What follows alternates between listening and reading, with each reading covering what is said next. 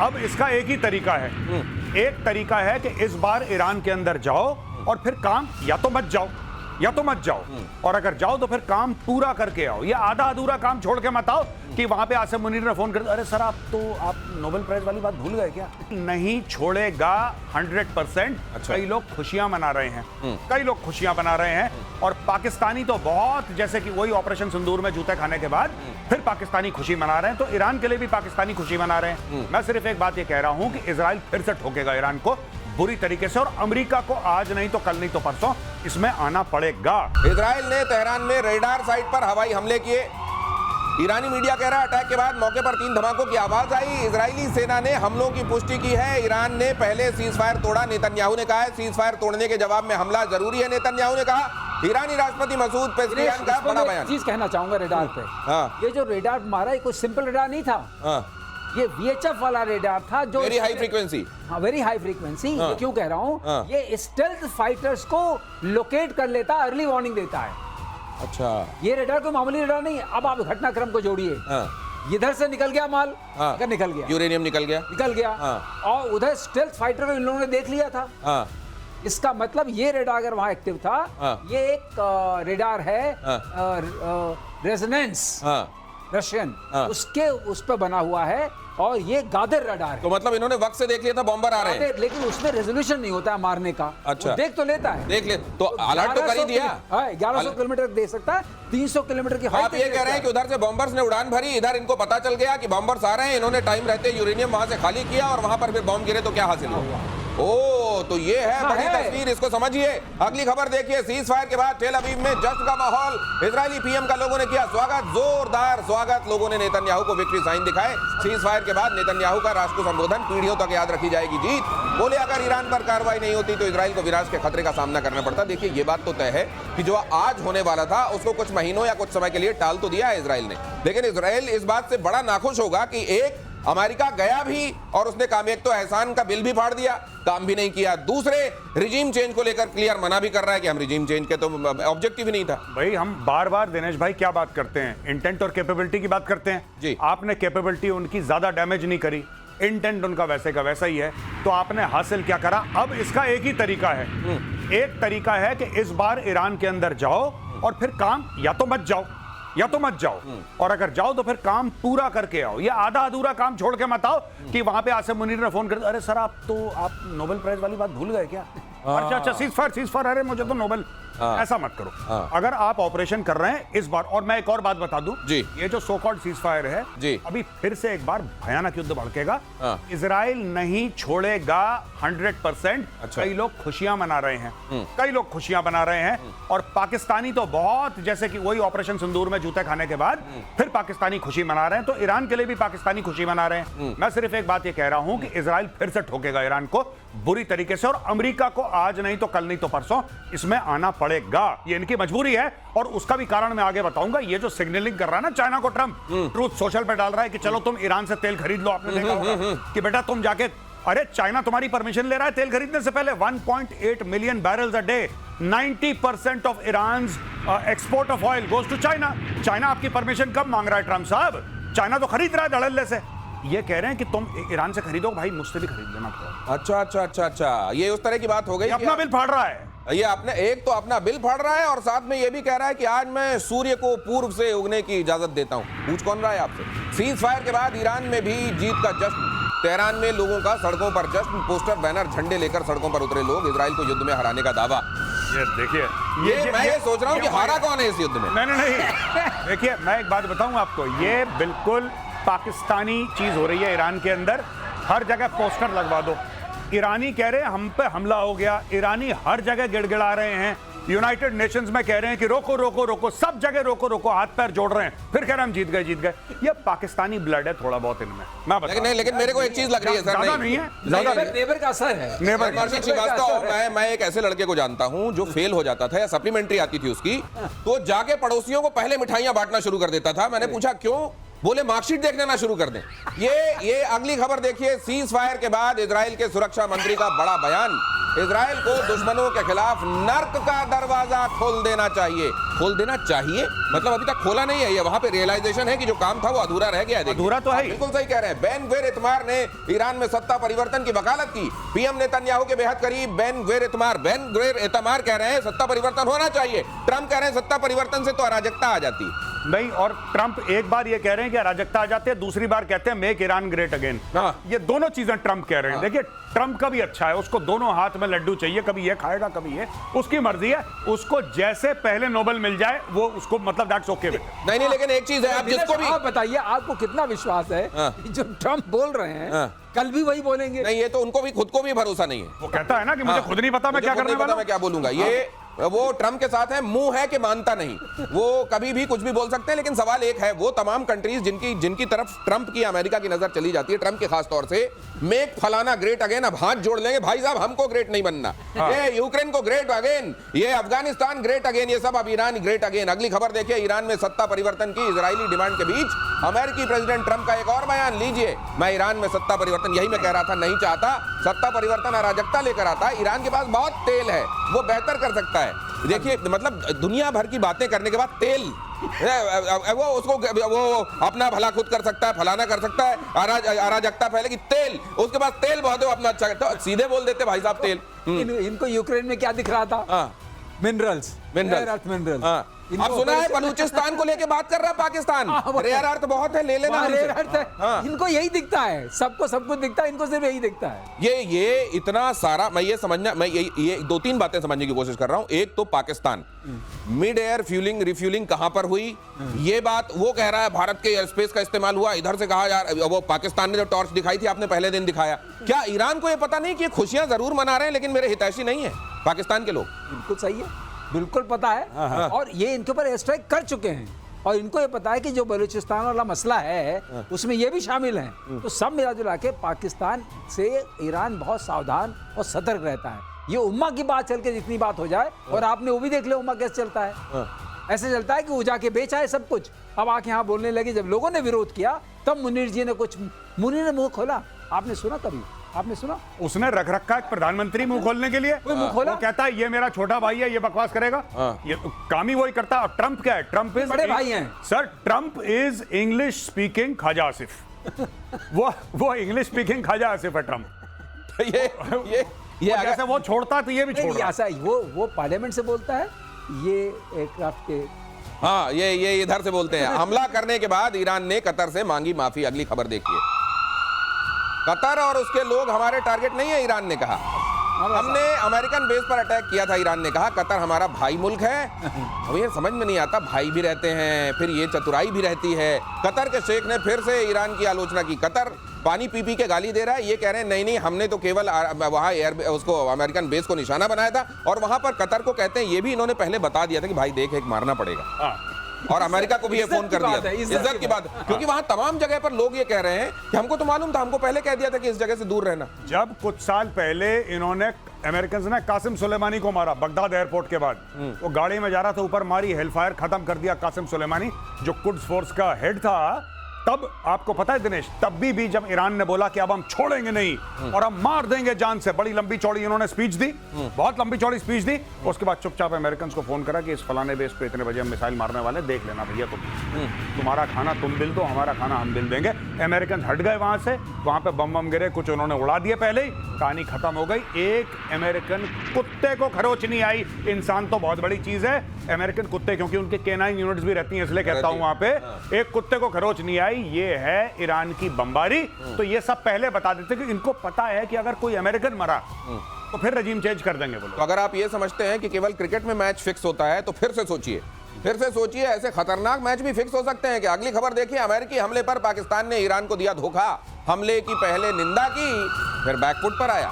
राष्ट्रीय सुरक्षा समिति की मीटिंग में अमेरिकी हमलों का जिक्र नहीं, निंदा को चिंता व्यक्त करने वाला कदम बताए। गजब, निंदा टू चिंता, फ्रॉम निंदा टू चिंता व्यक्त करने वाला। ये बिल्कुल चिंता, पहले निंदा करी, फिर उन्होंने चिंता व्यक्त करी। अभी आपको मैं बता रहा हूँ, इसके बाद ये चिंतन करेंगे। नहीं सर, एक चीज और, चिंता चिंतन, ये निंदा चिंता चिंतन जो करते हैं, इसी चिंतन में ये लोग कई बार ट्विटर में कुछ लिख देते हैं और वहां लिखना कंडेम ही चाहते हैं, और उसके बाद दुनिया कहती है, जब इनको बताती है भाई साहब एक बार होश में आओ जरा, क्या फूक के बैठे हो, फिर उसके बाद उसको सुधारते हैं। हाँ, तो ये देखिए सिंपल सी बात है। जो इनकी नेशनल सिक्योरिटी कमेटी की मीटिंग हुई थी, वहां पे लोग कह रहे थे कि अब आसिम मुनीर उठेंगे और अब आसिम मुनीर बोलेंगे कि अमेरिका तुमने बहुत, वो तो नमक खा के आया व्हाइट हाउस से, वो नमक खाकर आया, गोली नहीं खाना चाहता, वो गोली नहीं खाना चाहता, वो किस मुंह से करेगा। तो ये नेता जो इन्होंने नेता वेता पाल रखे हैं कि तुम जैसे हमारे नहीं होता कि नेता सामने चलते हैं तो छोट भैया नेता पीछे चलते हैं, जिंदाबाद जिंदाबाद, नेताजी जिंदाबाद, ठीक है,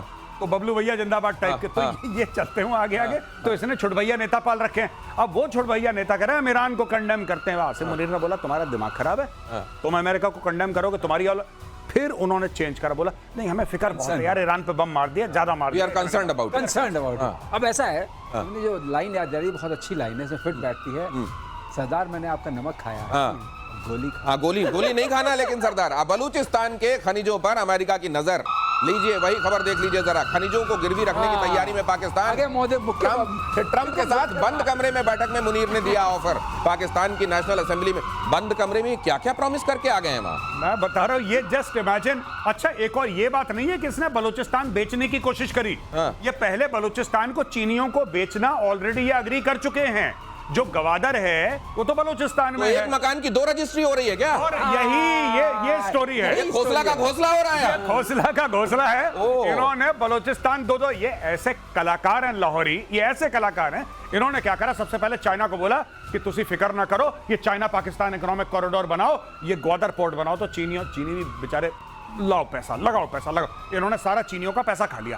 अब जब चाइना ने बोला कि नहीं यार हमें तो मार रहे हैं बलोच लिबरेशन आर्मी ठोक रही है हमें, हमारे इतने दर्जन भर चीनी इंजीनियर मार दिए, अब हम चाइना पाकिस्तान इकोनॉमिक कॉरिडोर में और लागत नहीं लगाते, हम नहीं डालेंगे पैसा, पहले तुम अपनी सिचुएशन सुधारो। तो इसने बोला यहां से तो देखो, यहां से दूध आना बंद हो गया। अरे तो फिर ये गए ट्रंप के पास, सर ऐसा है कि एक जगह है बलोचिस्तान, आपने नाम तो सुना ही होगा। कह रहा सर बड़े मिनरल है वहां पे, बड़े। ये इसने फिर ट्रंप को बेचा, इसने फिर ट्रंप को बेचा, और वही एक मकान की 2 रजिस्ट्री करवा के आया आसिम मुनीर। जो हम कहते हैं ना, सर अभी कह रहे थे कि सरकार मैंने आपका नमक खाया है, ले अब गोली खा। लेकिन अब इसमें एक चीज और देखिए, बलूचिस्तान जहां बलोच इनको घुसने नहीं दे रहे हैं, एक रेत का जर्रा नहीं उठाने दे रहे हैं, उस जगह को इन्होंने चीन को भी प्रॉमिस कर दिया, उसको अमेरिका को भी प्रॉमिस कर दिया। बेच रहे हैं दिनेश, और तुम देखो कितनी चतुराई है, ऐसे मानना पड़ेगा कि चाइना को भी बेच दिया, इसको भी बेच दिया। अब चाइना, अब ये लड़ेंगे आपस में, चाइना यूएस, ये कहेंगे मैं तो बेच चुका। नहीं, और फिर चाइना और यूएस के बीच बात होगी, चाइना कहेगा तुम्हारे कहने पे मैं तेल ले रहा हूं, अब तुम चुप रहो। भाई साहब एक और चीज आई एम सॉरी, ये मैं बताना भूल गया, माफी चाहता हूं। इन भाइयों ने रशिया को भी बोला कि एक वार्म वाटर पोर्ट है इधर। 3 रजिस्ट्री है। ये 3 रजिस्ट्री करने के चक्कर में थे पहले, पर अब ये 2 रजिस्ट्री पे आ गए हैं। ये अमेरिकन को बोल दिया कि आप अब अमेरिकन वहां पे आ जाएंगे। तो ये देखिए, अब ना चाइना के साथ वो रिश्ते नहीं रहे पाकिस्तान के जो पहले थे, क्योंकि पाकिस्तान ने जितना बेवकूफ बनाना था चाइना को बना लिया, इन्होंने खूब पैसे लूटे। अब चाइना कह रहा है कि यार मैंने तुम्हारे $30 अरब डाल दिए यहाँ पे, $60 बिलियन डाले चाइना। सर वो पूरे 60 इन्वेस्ट नहीं हुए, अभी टोटल बजट था कि $60 अरब हमें डालने हैं। चाइना पाकिस्तान इकोनॉमिक कॉरिडोर के 30-35 अरब डाल चुके हैं, इसमें भी कई लोग खा चुके हैं। अब चाइना इनसे अकाउंटेबिलिटी मांग रहा है। चाइना कह रहा है कि यार कहां गए वो पैसे, हिसाब दो। अगर तुमने प्रॉमिस करा था कि हमारे बंदे नहीं मारे जाएंगे, हम पोर्ट इस्तेमाल नहीं कर सकते, हमारे ऊपर हमले हो रहे हैं, कुछ तो करो। अब इन्होंने चुपचाप गया, खाना खाते खाते बर्गर मुंह में डाला, इसने बोला mister Trump, you can take Balochistan, 44% of Pakistan's landmass, please take, no problem. और मैंने सुना है चाइना को ये कह रहे हैं कि दुनिया का लेके हम कहीं गए नहीं, तुम्हारा लेके भाग जाएंगे क्या? अगली खबर, ईरान ने एटमी प्लान शुरू किया तो फिर हमला करेंगे। नेटो समिट में मीडिया से बोले डोनाल्ड ट्रंप ने ईरान पर बमबारी और हिरोशिमा पर परमाणु हमले की तुलना की। देख लीजिए, मतलब गजब है। ये तुलना भी जो अमेरिका ने ही किया हो, अमेरिका ने ही जापान पर बम पटका। अरे भाई साहब, कम से कम ये सोच लेते कि आप ही की कौम है वो जो इन्होंने ये काम किया था। खैर, इसकी तुलना कर दी। मीडिया से बोले डोनाल्ड ट्रंप ने ईरान पर बमबारी और हिरोशिमा पर परमाणु हमले की तुलना की। ईरान के एटमी साइट्स पर अमेरिका ने किया था अटैक, न्यूक्लियर प्रोग्राम से हटने के लिए तैयार नहीं है, वो ये कह रहे हैं ट्रंप। ये ट्रंप गजब की एनालॉजीज भी गजब की देते हैं। डायरेक्टली हिरोशिमा, मतलब इसको कम नहीं चाहिए, इसको चाहिए जो अल्टीमेट हो गया। और आज की तारीख में मैं शुरू से कह रहा हूं, मतलब कल परसों जब से सीज फायर हुआ है ना, तब से मैं यही बात कह रहा हूं, इनको वापस आना पड़ेगा, इनकी मजबूरी है। देखिए, ये कह रहा है चीन से तेल खरीद लो, चलो चीन ने खरीद लिया। ईरान अब क्या करेगा अगले एक हफ्ते में? ईरान चाइना को और डिस्काउंट देगा, कह रहा और तेल उठाओ, उठाना है जितना उठाओ। चाइना उठाएगा, तेल की कोई कमी नहीं है और कोई खरीद नहीं रहा। बाकी 2-3 और देश बोलेंगे कि हमें भी दे दो। सर हम क्या ले सकते हैं जैसे चाइना ले रहा है? अब इसमें होगा क्या, इनके पास आएंगे पैसे, ईरान के पास। ईरान उन पैसे का क्या करेगा? वापस न्यूक्लियर में लगाएगा, वापस हमास हिजबुल्ला, ये फिर से कुछ ड्रामा करेंगे, फिर से ये बमबारी होगी। This circle will repeat itself. ये कहीं नहीं जा रहा है, यहीं पे रहेगा ये। ओ, तो ये एक विशियस सर्किल है, ये एक दुष्चक्र है और ये दुष्चक्र आपको फिर से घटित होता हुआ दिखाएगा। नेटो देश पर हमला कर सकता है रूस। अगली खबर देखिए, यूरोपीय देशों पर दाग सकता है मिसाइलें। बाल्टिक पर हमले से हो सकती है शुरुआत। एस्टोनिया पर या लातविया पर हमले की आशंका। उधर रूस जो है थोड़े थोड़े दिनों में बाल्टिक देशों को मतलब छींकता रहता है। कहते हैं उसकी छींक से ही उधर बाल्टिक देश जो है हिल जाते हैं। तो कुछ दिनों में अगर इनको छींक ना आए तो गुल सूंघ कर छींक ले आते हैं। वो देश वाकई पवे पवे ऐसे हैं बेचारे। हाँ। ये बात उनके लिए सिमट बैठती है। और इसने छींकना शुरू किया तो गड़बड़ होगी। हाँ। तो अभी क्या होता है?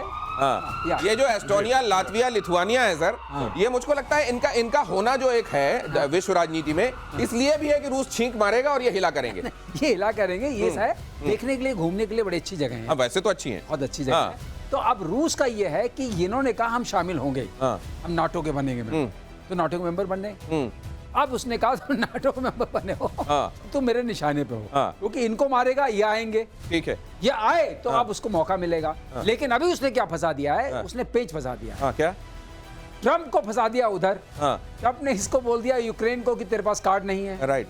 और नाटो को बोल दिया कि मैं पैसे नहीं दूंगा, और अपने बजट बढ़ाओ।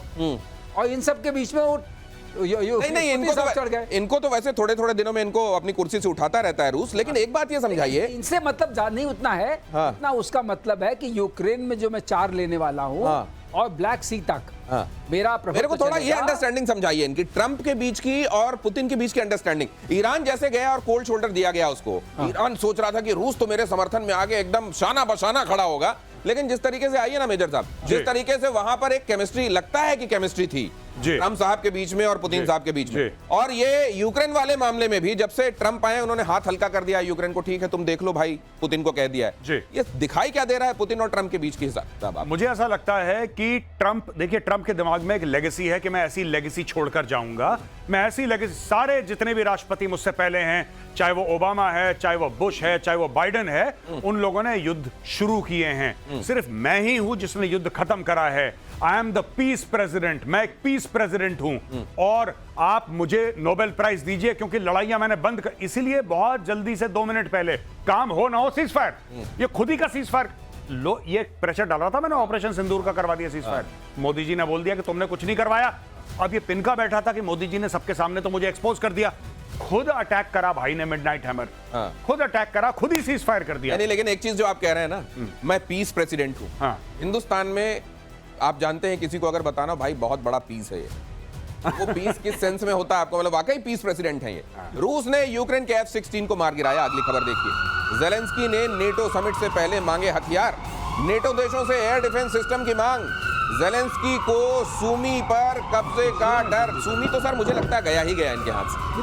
मैं आपको बता रहा हूँ ये क्या करेंगे, ये सूमी पूरा वो इलाका काट के क्रिमिया से मिला के बफर जोन बना देंगे। ड्नाइपर वाली रिवर है, जो रिवर उस रिवर के अक्रॉस ये इस तरफ कहते हैं हमारा है, उसके बाद तुम जाओ। और एक बात और है, उसमें Russian dominance, Russian speaking people बहुत ज्यादा नंबर में। और एक बात और की थी जो यूक्रेन में हुई थी, उन्होंने कहा रशियन लैंग्वेज को हम नहीं सेकंड। लेकिन एक बार प्लेबिसाइट हो चुका है वहां, और यूक्रेन कहता है प्लेबिसाइट बता रहा है कि लोग तो हमारी तरफ वाले हैं। ये प्लेबिसाइट वाली बात कौन, यूक्रेन बताया ना? रशिया ने क्या बताया? रशिया तो कह रहा है हमारे लोग हैं। 92% उसने बताया हमारे साथ है, 1-2% नहीं। राइट, तो वो हो चुका है, वो सब हो गया। लेकिन आपने एक जो अच्छी बात पूछी दिनेश कि इन दोनों के बीच में क्या बात हुई, तो जब उसने उसको हैप्पी बर्थडे किया, उसने कहा ठीक है आपको जो कुछ करना है करो, अपना पीस नोबेल प्राइज वगैरह लो, इस तरह का इलाका मुझे दे। अच्छा, ये यूक्रेन का ये वाला, और मैं बीच में दावा ये भी करूंगा कि पूरा यूक्रेन मेरा है, आप कुछ बोलना मत। हाँ, आप कहते मैं अभी तुमको कम से कम ये दे रहा हूँ वेस्टर्न साइड, लेके तुम चुप रहो।